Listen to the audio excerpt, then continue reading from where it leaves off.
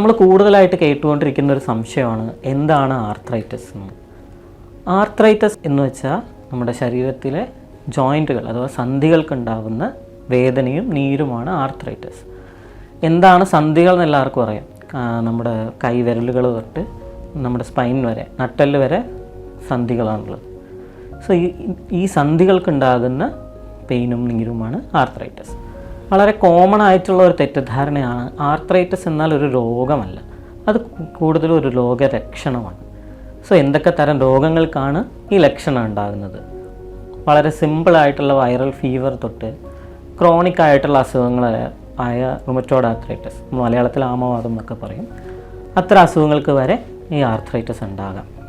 പലരുടെയും ധാരണ ഇത് വയസ്സാവുമ്പോൾ മാത്രം ഉണ്ടാകുന്ന ഒരു അസുഖം എന്നാണ്. പക്ഷെ അങ്ങനെയല്ല. ചെറിയ കുട്ടികൾ തൊട്ട് എല്ലാ വയസ്സിലുള്ള ആളുകൾക്കും ആർത്രൈറ്റിസ് ഉണ്ടാവാനുള്ള സാധ്യതയുണ്ട്. ഇത് ഭയപ്പെടേണ്ട ഒന്നാണോ എന്ന് ചോദിച്ചാൽ തീർച്ചയായിട്ടും അല്ല. ഇത് നമുക്ക് ചിലപ്പോൾ ഉള്ളിലുള്ള അസുഖത്തെ പുറത്ത് കാണിച്ചു തരുന്ന ഒരു സിംറ്റം ആയിരിക്കും ആർത്രൈറ്റിസ്.